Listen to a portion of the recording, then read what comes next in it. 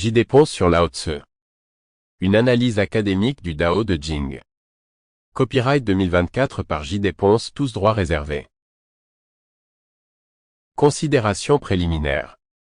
Les philosophies sous-jacentes, préservées il y a des siècles en Chine, reflètent le spectacle vivant et ancien de la civilisation chinoise et du célèbre Tao de Jing, sans doute le plus profond de tous.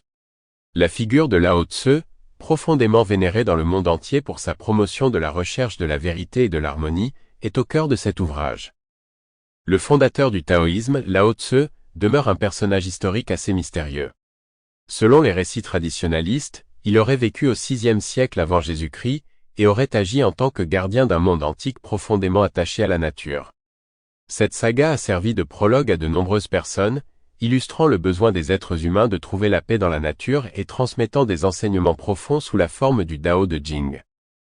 Le Tao de Jing est le même nom que le Tao Te Ching et témoigne de la philosophie et de la spiritualité de Lao Tse, articulée autour de l'idée fondamentale du Tao ou de la voie. Composé de 8 chapitres et un écrit en vers, il est divisé en 2 parties, Tao Jing et De Jing, et aborde des questions liées à l'essence de l'être, aux sciences politiques et à la psychologie. Il constitue le cadre fondamental de la tradition taoïste, où il développe les principes du Wu Wei, non-action, de l'interdépendance universelle et du principe d'équilibre. Les réflexions de Lao Tse sur la voie naturelle, la terrible efficacité de la modestie et l'absence de recherche de suprématie soulignent des aspects essentiels de l'être humain qui demeurent immuables à travers les siècles. La diversité et la portée des enseignements de Lao Tse révèlent assurément leur importance à travers les âges, dans un monde en constante évolution. Chapitre 1. Paysage historique de la Chine ancienne.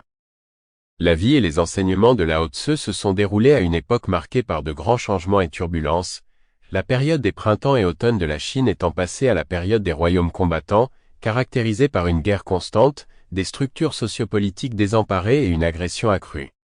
Bien que politiquement fragmentée, la Chine comprenait de multiples États qui se disputaient la suprématie.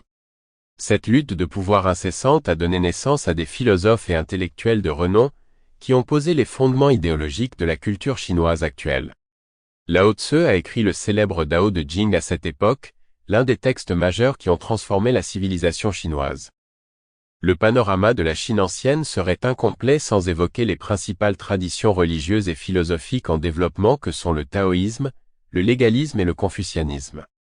Alors que le confucianisme imprégnait la sphère sociopolitique, privilégiant l'ordre social, l'harmonie, la moralité et la gouvernance éthique, le légalisme adoptait une approche radicalement différente, prônant un pouvoir centralisé et une suprématie stricte. Cependant, Sample complete. Ready to continue?